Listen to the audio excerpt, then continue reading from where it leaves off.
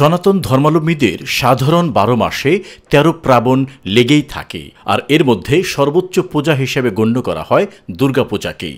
দুর্গাপূজাকে ঘিরে মন্দিরে মন্দিরে চলছে পূজা। দুর্গাপূজার নবমীতে জমে উঠেছে পূজা মণ্ডপগুলো।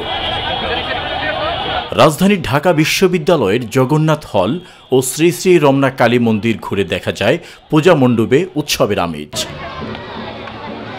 এ সময় পূজা মণ্ডপে নানা বয়সের মানুষজন ভিড় করছেন। পাশাপাশি রয়েছে বিনোদনের জন্য মেলা। এই মেলায় রয়েছে বিভিন্ন ধরনের খাবারের দোকান, কাপড়ের দোকান সহ বিভিন্ন প্রসাধনী সামগ্রী। আজকে নবমী পূজা, দুর্গাপূজা। সব মায়ের কাছে প্রার্থনা যেন মা আবার সারা বিশ্বকে ভালো রাখে। সামনে বছর আবার মা আসবে, আজ ভোর হলেই মা চলে যাবে, তো একটু মন খারাপ, কিন্তু মায়ের কাছে প্রার্থনা সারা বিশ্বের সবাইকে যেন মা ভালো রাখে, সুস্থ রাখে, আর পৃথিবীর যত অসুর আছে তারা যেন সুরে পরিণত হয়। আর এবার সব দিক থেকে ভালো হয়, গত বছরের তুলনায় এবছর ভালো, কিন্তু মনে হয় পরিস্থিতি সামনে আরও ভালো হবে, আমাদের সব কিছু আরও সুন্দর হবে, এই প্রার্থনাই করি। গত বছর তো গ্রামে কাটিয়েছিলাম, এবার ঢাকায় কাটাচ্ছি, সবকিছু মিলিয়ে অনেক ভালোই লাগছে। গত বছরের তুলনায় এবছর তারা ভালোভাবে পূজা পালন করতে পারছেন বলে জানিয়েছেন।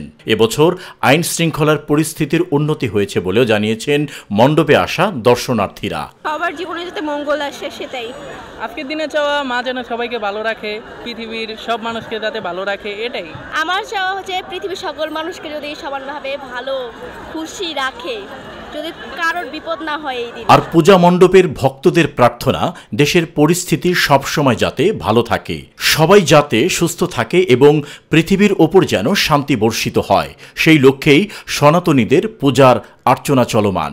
সকালবেলা অঞ্জলি দেয়া থেকে শুরু করে আজকে একটু মানুষ বেশি, গত সপ্তমী আর অষ্টমীতে এত মানুষ ছিল না, আজকে মানুষের ঢল বেশি, এটা দেখে ভালো লাগছে। সার্বিক পরিস্থিতি এখন পর্যন্ত স্থিতিশীল। হ্যাঁ, কালকে তো দশমী, কালকে মা চলে যাবে, এখন দেখা যাক কালকের দিনে কি হয়। শাঁখারী বাজারে সেখানে একটু থমথমে অবস্থা, প্রশাসন আছে ঠিকই, কিন্তু ডিউটি ঠিকমতো পালন করছে না, এটা যতটুকু মানে আমার অবজারভেশন আর কি। আমাদের চারপাশে অসুরের বিনাশ হোক, আমাদের চারপাশে যে অসুরগুলো আছে, এবং দেশের শান্তি চাই, মানুষ সুস্থ থাকুক, ভালো থাকুক। এদিকে পূজা মণ্ডপগুলোতে রয়েছে ফ্রি মেডিকেলের সুব্যবস্থা। সকল অশুভ শক্তির পরাজয় ঘটে যেন সকলের জীবনে শান্তি বর্ষিত হয়, এমনটাই প্রত্যাশা সনাতনীদের। আহমদ আবু জাফর, নিরপেক্ষ, ঢাকা।